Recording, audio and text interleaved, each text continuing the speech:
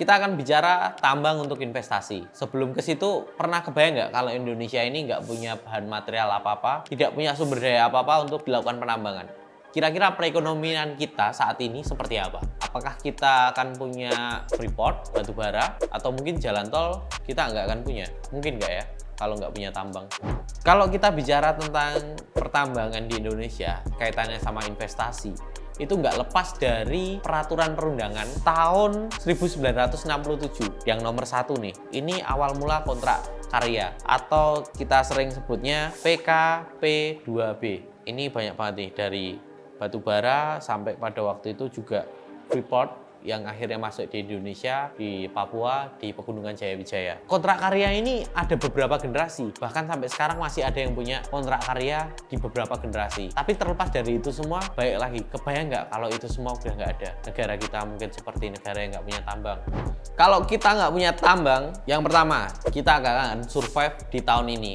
Karena kenapa? Kita udah melewati pandemi hampir 3 tahun. Setelah pandemi ini, kita kan ngalami krisis nih. Semua perekonomian macet. Hampir semuanya macet. Setelah itu ada polemik global lagi nih. Ada perang yang terjadi di Rusia sama Ukraina yang akhirnya menyebabkan krisis energi. Krisis energi dengan ceritanya panjang, nggak tahu perang gimana ya kan. Intinya suplai material yang kaitannya sama energi itu terbatas aja gitu di Eropa. Akhirnya mau nggak mau ekspor kita jadi makin banyak nih material yang kita keluarkan untuk ekspor batu bara. Permintaannya meningkat. Otomatis harga melambung dong.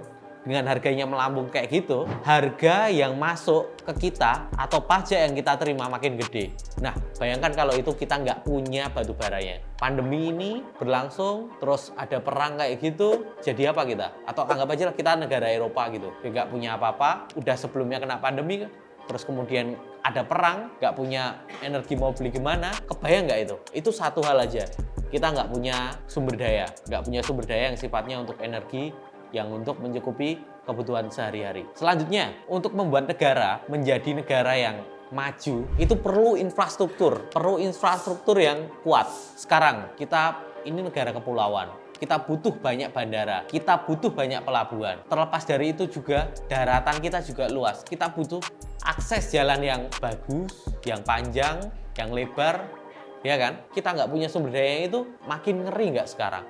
Sekarang, Indonesia menginginkan semuanya itu nggak tersentral di Jakarta supaya ada pengembangan di daerah-daerah yang lain. Akhirnya muncul nih wacana pembangunan IKN yang dimana spiritnya adalah supaya pembangunan di Indonesia itu nggak tersentral di Pulau Jawa aja, supaya semuanya bisa ikut maju. Spiritnya bagus. Permasalahannya adalah gimana nih kalau di IKN ini nggak ada materialnya. Bahkan infonya yang sekarang ini IKN tuh butuh material dari Sulawesi, dari Jawa. Kenapa bisa seperti itu? Apa di Kalimantan nggak ada batu, pasir? Yang ini kaitannya dengan infrastruktur ya. Itu aja kita masih satu Indonesia sih, masih satu kepulauan. Bayangkan nih kalau kita cuma Kalimantan aja, nggak negara satu kesatuan Indonesia, nggak punya nih material kayak gitu. Kebayang nggak kayak apa? Atau mungkin kita untuk bayangan gampangnya mungkin kayak Singapura. Singapura itu dari mana infrastruktur? Infrastruktur yang sebegitu majunya Singapura dengan berbagai macam teknik reklamasi dan rekayasanya itu nggak punya loh materialnya. Dan kebayang nggak berapa yang harus mereka beli dari negara lain